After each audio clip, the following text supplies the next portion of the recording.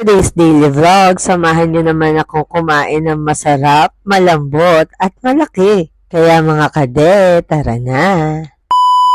Taan ko na meron daw pinipilahan, dinudumog na malaki, masarap at malambot sa kahabaan ng C4 Bridge. Kaya ano pa nga ba ang ginawa ng ating ni Renny? Siyempre, sumugod agad ako sa C4 Bridge para matunghayan ko. At eto na nga, nakita ko na nga yung sinasabi nila na nagtitinda daw ng masarap, malambot at malaki. At ang mga kumakain sa cart na ito ay mga siklista at mga dumadaan sa kahabaan ng bridge. Hoy mga kade, tama nga ang chismis dahil naglalakihan ng mga panindang siomay dito. Ito pa mga kade, hindi lang basta malalaki ang mga siomay dito, kundi iba't ibang kulay pa, diba? Ang sarap at ang saya sa mata tignan. Siyempre, ano pa nga ba, nakipagtsikahan muna ako sa isa sa owner ng Siomay Love.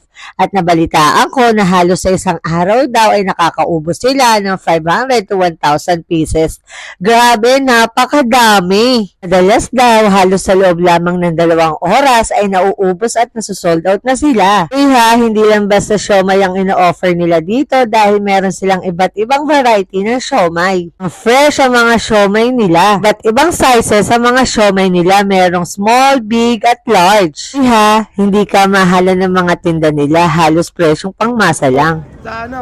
Sa Kashimoto Island Team. Hello po. Order na ako at ang in-order ko ay ang giant siomay nila na sa halagang 155 pesos lamang ay nakakalahating kilong siomay ka na. Sabi, giant siomay dahil sa sobrang laki halos sakupin na yung isang buong plato. Ang basta siomay ito dahil may halo ito na napakaraming cheese at mga crab sticks. Eto na, nandito na tayo sa pinaka-favorite part ko ng video na ito. Uy, grabe ha, ang sarap at ang lambot ng pinaka-meat ng siomay at mas lalong sumarap siya dahil sa halong cheese at crab sticks. I am Elsie Conde. Ako po yung isa sa may-ari ng siomay na to na nagte-trending ngayon. Meron kami iba't ibang klase ng siomay gaya ng giant, big, jumbo, and small. Dito lang matatagpuan yan sa may Zipper Road na Water City. Kaya come and visit us. Uy, natakam yan. Yun lang, salamat.